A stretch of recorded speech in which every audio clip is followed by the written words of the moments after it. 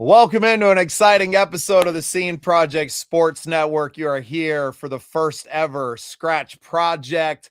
We are here for the coverage of the 2026 Masters. I am your host, Bubba Starts. I am joined by my co-host tonight and on the show, Shady Grady. Shady, welcome in, brother. What's up, everybody? How are we? I think everybody's feeling pretty darn good. Round one of the Masters has concluded just less than an hour ago. A great round of golf already in the books there. It looks like it's going to be a gorgeous weekend in Georgia in the 80s with lots of sunshine. So I think one of the better weather-wise weekends for the Masters that they've had in recent memory. It can be hit or miss there. It could be 80 one day and then 40 the next, like it is here in South Dakota today, but you never know. That's what it was this morning. I did. Yeah, I think that's pretty accurate. I think it was 30s and then 60. Awesome stuff. So would love to get some of your thoughts right off the top here. Obviously, let's not bury the lead.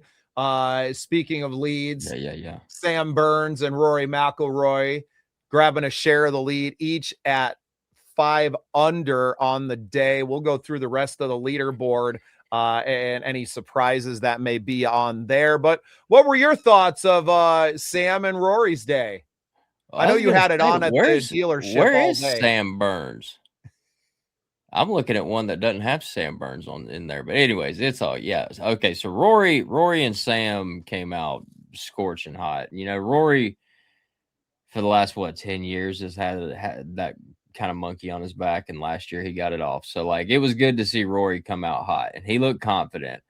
The other one that I think is definitely one to look out for. Actually, honorable mention, Freddie Couples. I want to give a big round of applause for Freddie Couples, 60-some years old, and I think he was either even par or maybe one over, but he was under par for most of the day. But, Rory come out smoking hot. Justin Rose. Justin Rose is one to watch out for, and my dark horse is probably Jordan Spieth. But what'd you think about round one? What'd you get to watch? Not much. Kind of caught the tail end of it here. Rory was already in. Got to catch a little bit of Scotty Scheffler's day. Not bad, right? I think he finished coming in at 2 under, still within striking range. I guess to me, and kind of cruising the leaderboard towards the end of the day, I was just slammed. I had 8 podcast interviews a day, and I was too busy to watch it in the background. But I think the biggest surprise to me, a guy like John Rahm at +6, you're like, that's tough to even manage to try and come back from, right?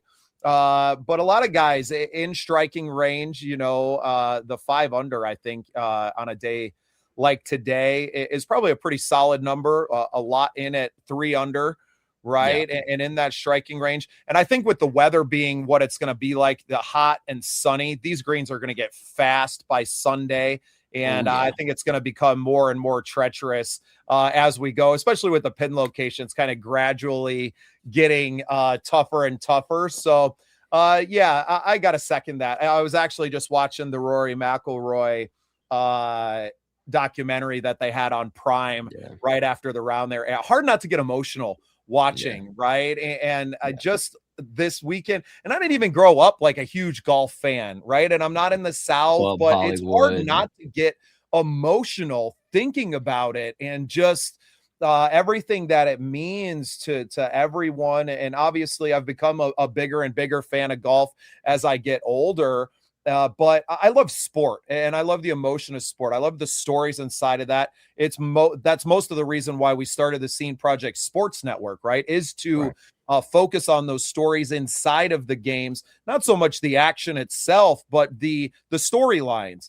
And obviously Rory's a massive one, and getting that last bit of the Grand Slam last year, like you said, kind of get that monkey off his back. And it seemed like he played free today. You look at his first hole, he chucks it into the trees on the left side, but comes back, pars it, and then just kind of maintains, and plays consistent. And I think that's what this course and this tournament demand of everyone, that you be consistent and not let the lows get too low, and being able to do.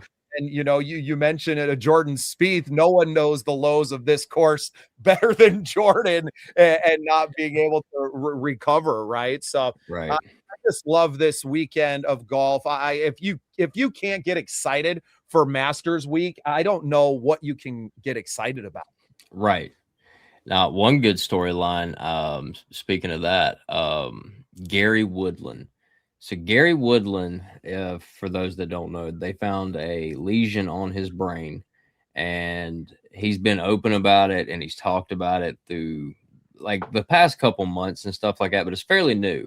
And he come back and he won a tournament here recently, but he opened up and they told a story about him, and turns out the lesion on his brain was located on the actual part that I guess deciphers anxiety and fear. So he is really fighting anxiety and fear. And he opened up and said that he feels like in the moment, even though he knows it's not going to happen, he feels like he's about to be attacked. That's what the feeling feels like. Everything's like closing in on him. And he says that it'll happen at random times, but he's struggling with that on the golf course. And, everybody's rooting for him. It's a really good story, and he's being open about it with his PTSD and stuff. But it's a crazy story, and I think today he started out really good. I mean, he was going 3 under into, I think, 9 or even 12. But I think he ended up being even par as well. But his round kind of unfolded there at the end. But that's another good guy. I hope. Yeah, and Woodland finished 1 under, but yeah, at that point at the turn, he was 3 under. Not a bad day. And really, I think anyone that, if you're within 5 of the lead heading into Sunday, right, you're in good shape. This course can just be absolutely treacherous. And you would think with the weather being as nice as it is, with all the sun and things, that things wouldn't be a problem. But I think, especially for this course, with the way the greens are and the rolls to them, that as it wears on into Sunday afternoon, as we're finishing this tournament out, these greens are going to be fast. They are going to be dry. The South in general has just been in this drought for a couple of years now. So, and the course already, I think the greens look pretty dry out there. So I think there's a little bit of an advantage to the guys that are teeing off early in the day for the rest of the weekend. You think the course will be playing a little bit slower and more true, with a little bit of that morning dew on it yet. So look for some guys in those mornings to kind of make some runs on these leaders. And it's really going to put a lot of pressure on a Rory McElroy, and especially, a young man as Sam Burns out there to maintain this lead now going through the rest of the weekend. Yeah, Scheffler's off early in the morning. I think Koepka's also off early in the morning, and both of them were knocking on the door of being able to break through. Yeah, not going to be surprised at all if Scheffler is, when he's in tomorrow, being at the top of the leaderboard. His first 3 holes was 4 under through 4 holes. Like, he started off really hot. It looked exactly like a Scotty Scheffler kind of day, and then it all like pimento cheesed out, and we appreciate that from the Scotties out there. Y'all got to chill, man. Where's JT Poston? Can we get a JT Poston sighting? Let's I want to jump in. I'm going to actually throw the leaderboard up onto the stage here. We can all kind of get a look at it together. So I'm going to pull myself, we'll just go full screen with the leaderboard and take a look. So obviously we talked about Burns, McElroy up there. Kitayama, you got 3 tied there in second at 3 under. Lot of, a few 2 unders, lot of 1s, right? Yeah. To me, anybody who's in an even par, right? Anyone in here is in play, right? Koepka, Thomas, Spieth, all sitting even par, had up and down days through here. I think there's a lot to be decided. Obviously, Friday being move-in day. What do you think the cut line is going to be at kind of looking at where everybody's at, a couple of 12 overs here. That would be me through 9, hopefully. That was a question today. What would, from the tees of where they are today, what do you think you would score? 37 over. Oh God. See, I think I would shoot like 140. Like there's no telling. It's yeah, and you're probably going to end up with that cut line. What are we looking at? I mean, that cut line's probably going to be at like a 2 over maybe at the end of the day tomorrow. Yeah, it could be. Maybe 2, maybe 3. So you really have to move, guys like a Rahm and Freddie just kind of fell apart at the end of the day. That's kind of sad looking at his scorecard here. Couple of double bogeys. A 4. Right. Man, those last 4. Yeah. And I wonder if that's just fatigue, right? From a guy. It's gotta be. I mean, he's 16. They're making him walk all 18.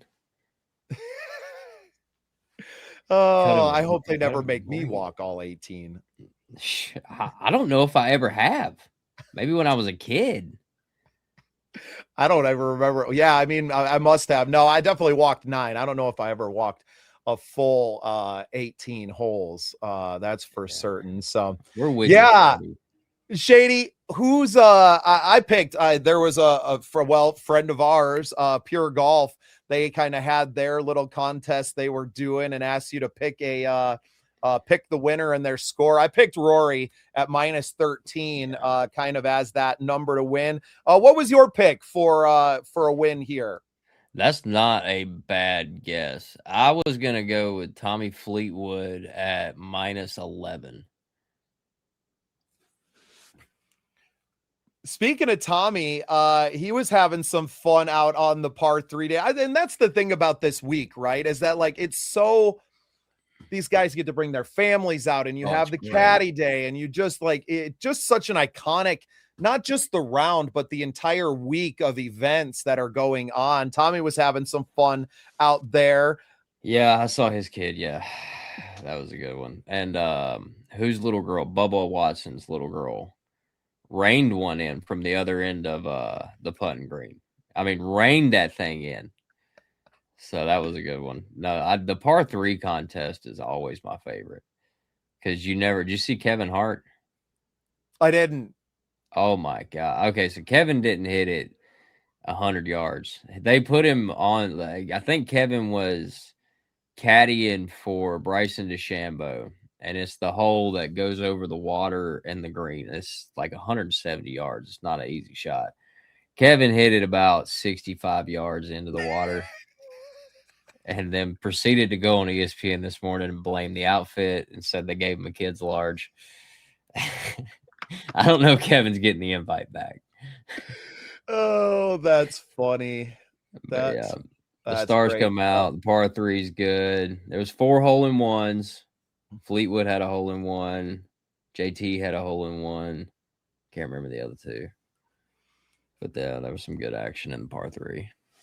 Yeah, it's just a ton of fun. The great weekend. These guys get to share it with their families and the caddies get to have fun. And I think that it's just, it's really what makes this weekend so special and kind of kicking off the major run here. And it feels like summer's right around the corner. Right. Oh, yeah. And I know that we're still, a month and a half away. And I feel like, I'm at least 6 weeks away from warm weather here in South Dakota.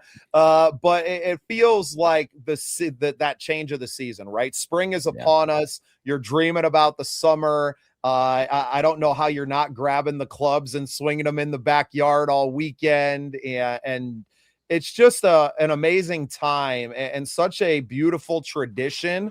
I'm really grateful and I'm looking forward to the day, Shady, that we all get to go as a team, the SPSN team, and to get out there all together and experience that. And I had gone to my first PGA event was the Tour of Champions event that we covered, the Sanford International, just this last September, right? And getting to interview guys that had won it. right? Sir Nick Faldo, most famously, giving me a good ribbing about calling the Open one of the other majors. I didn't mean to, sir. I'm sorry. Hey, they're particular. Particular. I didn't have any questions prepared beforehand. I didn't know they were going to let me in, Shady. All of a sudden you're up there interviewing Rondé Barber and Chris Carter and a literal knight. Like his name's Sir Nick. Like you kind of put behind the 8 ball. I get it. I'm a little I'm a kid from rural South Dakota, man. I grew up in the woods. So it's pretty incredible. But having taken part in the event and walking out there, and great, it's a Tour of Champions event, right? Like it's not the big tour, but it's still an amazing atmosphere. You see what really did it for me was like all the money that's being raised for charities out there and what they're doing for a lot of causes like First Tee.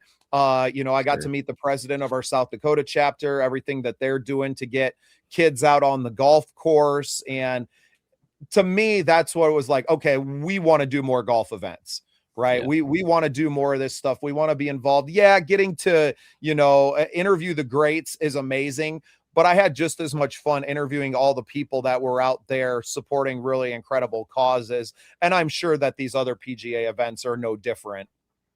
Yeah. 100%. You got a sweet hat on there, man. Where's that from?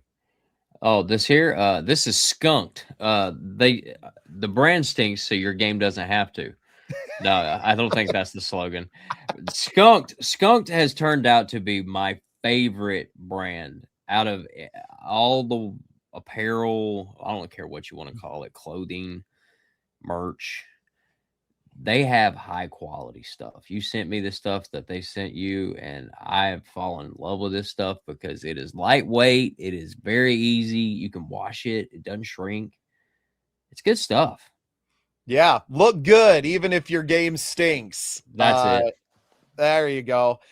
Huge shout out to Skunk'd Golf Company out of North Dakota. They are the sponsors of all the golf content here on the Scene Project Sports Network. Got a big episode coming up with one of the founders, Aubrey Smith, tomorrow on the network. Make sure y'all are checking that out. It's actually a little leak. It's out on the Scene Project's website right now. sceneprojects.com/SPSN.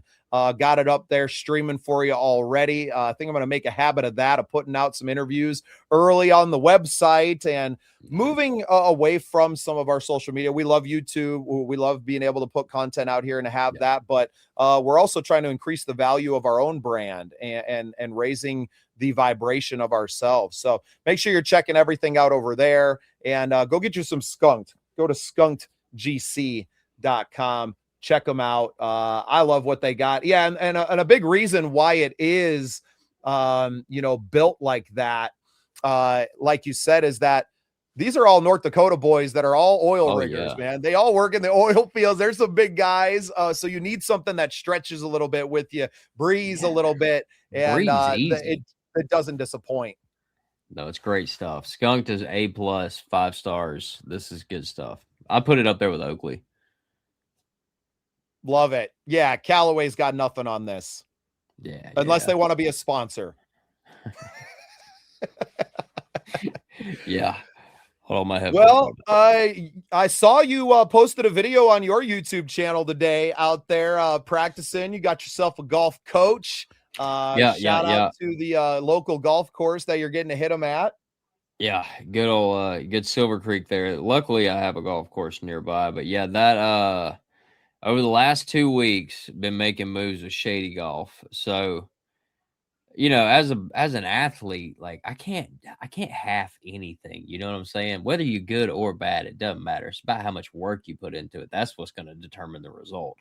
So, load it up. I'm single. I got, a full-time job. But other than that, I like to play golf. So let's load it up. Been with this guy. His name is BS Golf. Which I like. Fits pretty good with Shady. And he's been a pro and he's been a coach for about 20 years now. And he said a lot of smart. I mean, just off the bat, like I've had a lot of good trainers in my life, and any good coach, any real And I mean, as far as sophistication goes, go to the most sophisticated gyms in the world. They're going to tell you the same thing. All your power comes from right here in this triangle. It's from like your nipples to your belly button to your hips. And that's about it. Every bit of your power goes there. And after a couple of things he said, and I was like, all right, yeah, let's see what we can do. Let's see what we can generate. And all he wants to do is generate more power and swing speed and stuff like that. And I'm like, all right, let's do it. I'm not going to spoil all the spoilers, but I mean, he said we had a pretty good swing, guys. All right, I'm just going to say it. I'm just going to throw that one out there. But make sure you check it out. No, I'm just playing. It's a lot of hacks, but make sure you check it out. It's good stuff. But definitely repping Skunk'd. Gotta have something breathable during the heavy reps. But yeah, I'm gonna be sore. I'm gonna be real sore for a while. This is gonna be a good 3-month trial. We're going to break 80. That's the idea. That was why I asked, what do you think you'd shoot out there? I think I'd shoot 140. I'd double 80 out there at the Masters. I'd 160. Nah. I was like, par fours, bro. I was looking at the yardages. Par 4. You got 190 in if you hit a 300-yard drive. I can't go driver 5-iron and get in there feeling good about myself. It's not going to happen. Have you ever, the guy that designed, I believe I'm correct. We can Google this real quick, but did Donald Ross design Augusta National? Because I worked at a Donald Ross course. And if you ever played a Donald Ross course, he did not design Augusta National. He was designing the original course. Oh, which was created by Alistair McKenzie. Okay, so he designed the original course. I'm sorry. Let's get a little deeper in the history. Donald Ross designed the original Masters course. This old guy was sick in the head, man. I mean, sick in the head. There's some like famous people out there, and you just start finding how like weirdly smart they were. This guy knew how to mess you up. So every golf course he designed, they've made it a lot further than the original, but every golf course they design, and you'll notice this at Augusta National, most of the greens, even if you start at the tee box and you're going downhill, when you get to a certain point, you begin to become lower than the green. The green will automatically be, whether it's here, here, here, here, or here, it's somewhere above you. You're always going to have to fly the green. And I never noticed that. But after 10 years of working on this man's courses, like I worked on his course, but I was like, this dude had to be sick. Like, I never shot a good round at this guy's course, but it was always, one, I think it was a mental game, but two, it was always a challenge because you were always, no matter if it was a short shot or not, you're going to have to go at this. And that was kind of like a sick challenge that I kind of, tipped my hat to Mr. Ross there. I see what you did there. Okay. Well, and there's something to not being able to quite see it up there that becomes a mental game, even because it doesn't have to be that much higher than where you're at, exactly, on the fairway to we're talking about degrees. Yeah. Yep. Well, and then you get to Augusta and the way that they roll and twist and turn and slide right off into the water. And and that's why I think it's going to be such a challenge moving through the weekend. While the weather is going to be absolutely beautiful and you're not going to have a lot of wind to deal with, which we've obviously had some years like that where the wind is just whipping and carrying the ball all over the course off the tee box, or it may be a little wet and that changes things as well, makes the course play a little slower, that I think this weekend is going to be a massive challenge to control your speed on the putting surfaces. So I think you're going to get a lot of guys that are, making the green, right? A guy like Bryson can, how hard he can hit the ball, how far he's going to drive it. He's going to get on the green, but then there's still a lot of work to do, even if you're landing in regulation. And I saw they had a lot of eagles actually early on. There was a lot in these rounds. The par fives, I mean, they're long. I mean, it's 7,000 yards, I think, this year, but they're still reachable. So yeah, there's eagles to be had. Could be a double eagle to be had, but yeah, poor DeChambeau. He couldn't get out of the bunker today on 12. That's why his score went sky high. He chunked it twice, and then he got out of the bunker, and it was pretty rough. Yeah, well, and that's this course is that it can Straight just lip. one hole, man, can totally sink your day. Obviously, Amen Corner gets a lot of attention for obvious reasons. But this is just looking back at the leaderboard and kind of seeing the troublesome areas for there. So here's DeChambeau, and there it is right there. Even par through 10 and 11 just ate him up. Yeah. Ate him up. And I it's hard not to like Bryson. I know that, you considered him, he was a really polarizing figure, I guess, early on in his career. I don't know how you don't like the kid. I always thought probably not fair to call him a kid anymore, right? He's mid-20s now. But he's a big guy.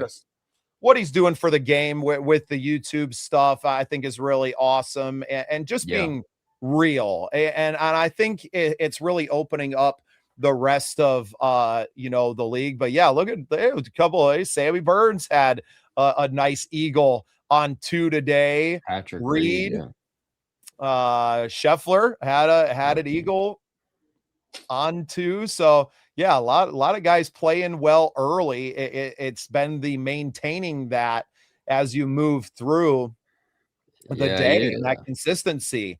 And then you have a guy like Rory that is just steady, right? And then gives it back on 3, gets a couple of back, and then just steady par and coming through Amen Corner here, and what most would consider kind of the toughest stretch of it, you're walking away with a couple of birdies, right? And the same with Sam Burns playing really well through there. So I think the tomorrow is going to be an interesting day. Obviously, Friday of any tournament is going to be, moving day, as they call it. A lot of opportunities out there for everyone to make some moves, and it's just going to be absolutely beautiful tomorrow, right? It's going to be low 80s. It'll probably reach that by, I would assume, probably by 11 o'clock in the afternoon, or 11 o'clock in the morning, noonish, right? It's going to be warm. It's going to be sunny. It's going to be absolutely gorgeous out there. Great for the fans that are out there enjoying the spectacle that is the Masters. I can't wait till we get to go together, man. I think we probably need to go and get like the Waste Management Open out of our system first. And just because that's probably more your and I vibe out there at TPC Scottsdale. But I need to be I feel like I need to come in like a little bit tired, having maybe like already been on tour, so I'm not too hype for the Masters. I want to maintain a little bit of class. The dinner will smooth you right into that. I think they give out the dinner the first night. That'll put you to bed. You'll be rested up. And then probably cheese for the next 5 days, apparently. Pimento cheese and egg salad sandwiches. I've had a buddy that's gone before. I've had a couple buddies that have gone before. And they go to the practice round, I think. And everybody that I've ever talked to, they freaking love it. Like, we have the Quail Hollow in Charlotte. And you'll see, like, Luke Kuechly and people like that. That's pretty cool. But I've never been to that. My buddies go to that. And that's pretty official, but I mean, from what I hear, it's very affordable, and not only are the grounds impeccable, I think the environment is just through the roof. But the prices, I think, are incredibly low. Like, you can get a sandwich and a drink for like $5. There you go. You can't get that anywhere these days. I know. Yeah. Shady, how far are you from Augusta? Probably about 5 hours. That's not too bad. Nah, it's not bad. Not too bad. I'm probably about 18. We get there. We get there. Or no, actually, I remember okay, you were talking about the greens and everything. I don't know what they rolled at today, but I did have to cut greens when I was doing it. When we would double cut or triple cut, I don't know what they do. This was for G Tour and like CPGA events. So like this is the bottom. This is single A of the PGA Tour. That was rolling at a 7, which is like a pool table. I would hate to. That was 0.08 of a inch. I don't know. I don't even know how they said it. I don't get paid enough to do that. I just mowed it. I smoke it and I mow it. But no, I'm playing. No, he's not. Seriously. On Saturday, I would hate to go to a couple of those greens. And if you fly a couple of them and try to come back, that slope is going to put you right in the water. There's no way. It's like linoleum with a thin film Windex. Yeah, it's going to be tough, man. Saturday, if you don't get yourself into a position where you are, I would say within 3 or 4 strokes of the lead by end of day tomorrow, it's going to be really tough to come back. I think it's just going to be really hard to even maintain for the leaders, right? You're hoping at that point that somebody at the top and everyone at the top starts to really just fly them all over the place. But, that's why it's so important to go out and play well on Thursday, right? And to have that. And I feel like, we kind of touched on it early with Rory kind of having that monkey off his back. Hey, babe. Appreciate you tuning in. Yeah, well, she's excited to get out on the golf course too, man. It's hard to even think about it when it's 40 degrees outside in the afternoon here in South Dakota still, but we'll get there. I was actually getting some of my memories on Facebook that popped up. We were out golfing in like March a few years ago, right? Yeah. So you just never know how it's going to be.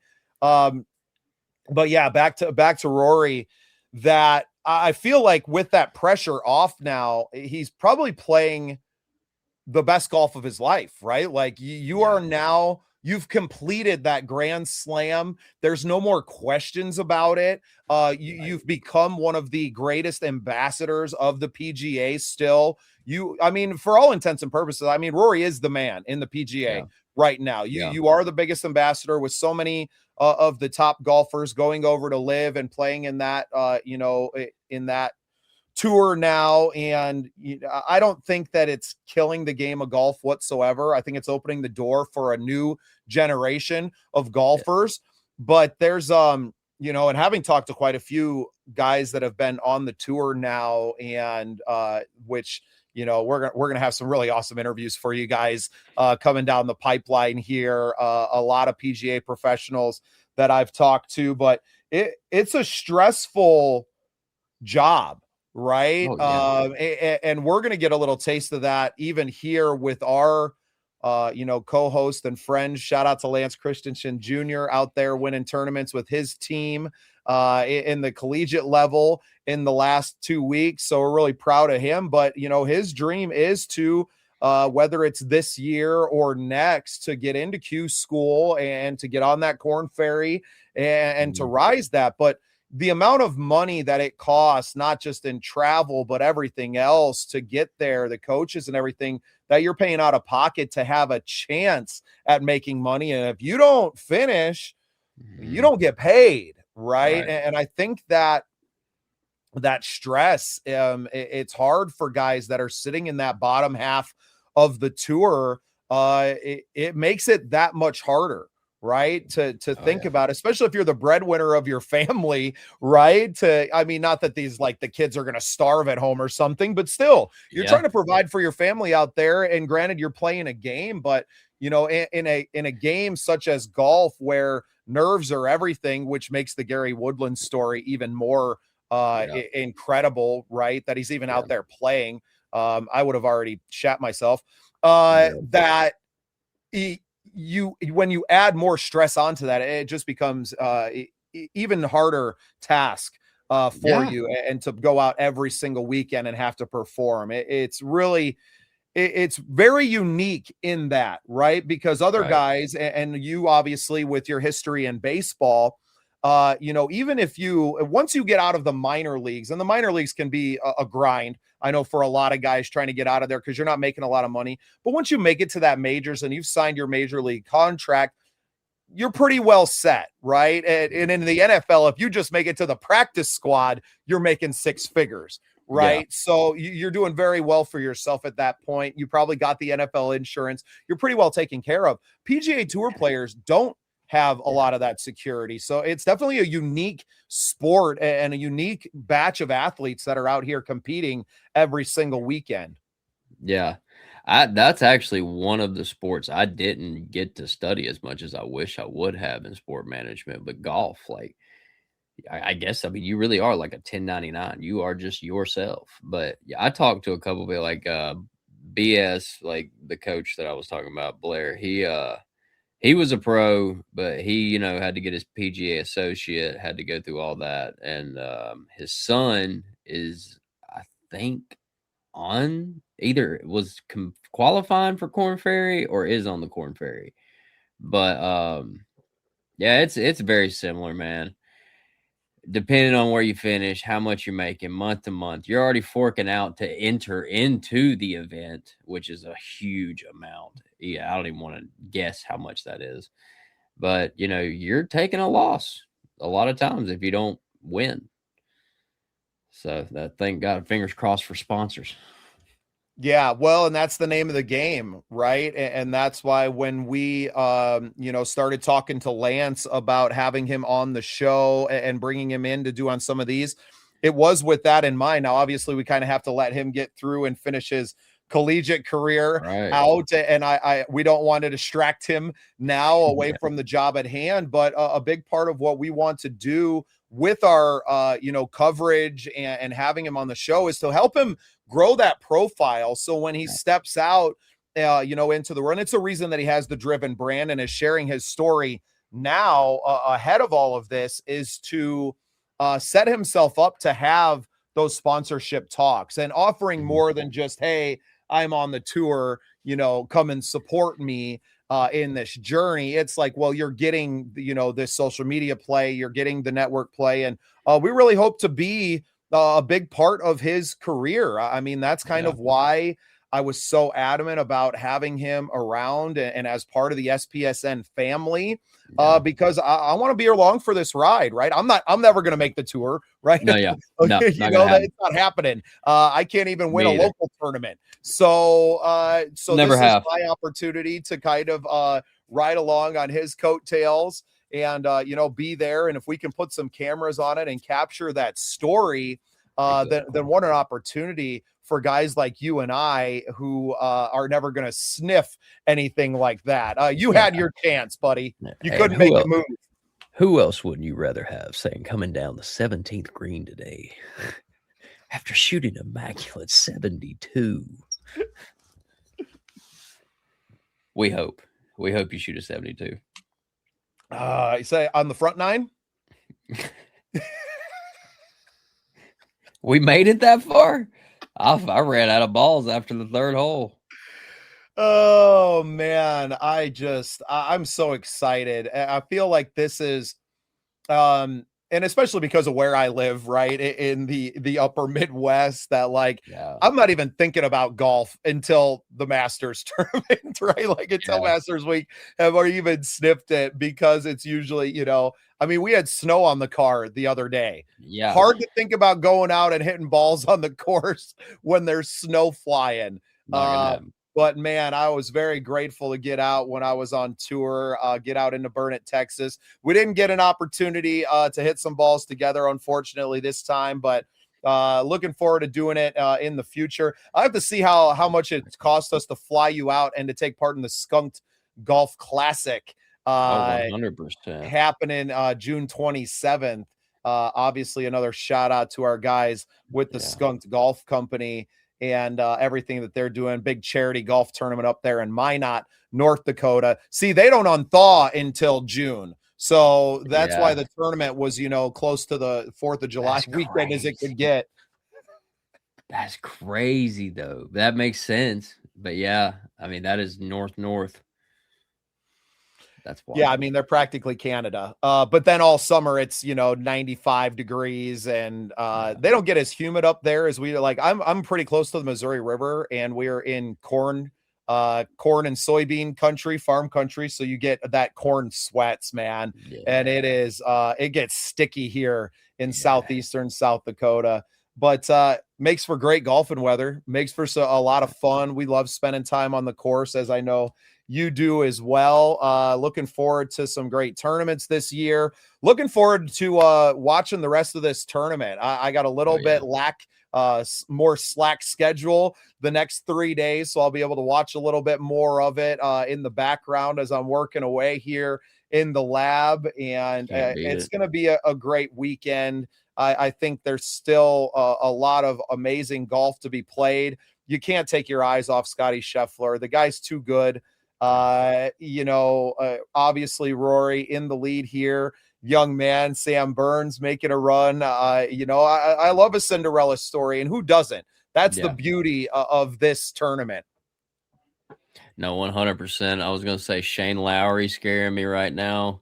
Justin Rose is one to look out for. I'm still on Jordan Spieth, but Brooks Koepka taking off tomorrow morning. You never know. You never know. Those early guys do have an advantage. Adam Scott. I don't know. Justin Rose is the one to look out for, though. Yeah, Justin Rose is on it. Awesome. Well, Shady, appreciate you jumping on. Little impromptu recap coverage around one here. We'll do the same thing tomorrow, probably at the same time, as it seems to be that everybody's in by this time. We have a great look. We'll recap the top stories of the day. Take a look at the leaderboard and kind of give you a little recap. We're obviously going to talk about our friends at Skunk'd Golf every chance that we get on our golf coverage here. And looking forward to just an amazing next, 3 days of golf coverage here with the Masters 2026. Any parting shots on the way out here, Shady? Guys, hey, be sure to go check out Shady Golf, new video if you need hitting tips and lessons. And be sure to check out Scene Project Sport Network. We're all going 789 Vikings Network or the Scratch Projects. We're always going to be here. Yeah, I love that we got 3 days of getting to hang out and talk sports now, and it's only going up from here. So this has been a lot of fun. I appreciate you being along for the ride. I'm sure our guys, Coach Cody and Big B, will be dropping in at some point. Lance, obviously, with his collegiate career rocking and rolling right now, as that starts to wind down, we'll see a bit more of him.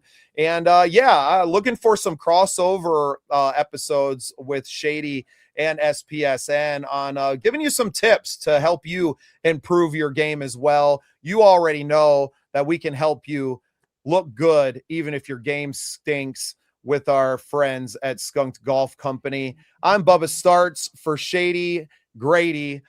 This has been Masters coverage from the Scene Project Sports Network. We will see you tomorrow at the same bat time, same bat channel right here, 8 Eastern, 7 Central. We'll see you tomorrow night, everybody. Hey guys, I just wanted to pop in and tell you about a great new company that we just started working with. Skunk'd Golf Company out of North Dakota sent us some awesome gear. Man, they got some great stuff, y'all. They got some awesome hats. They sent us some great polo and collared shirts, some t-shirts, skirts for the ladies too, and some sweet visors. Go check them out. Skunk'd Golf online.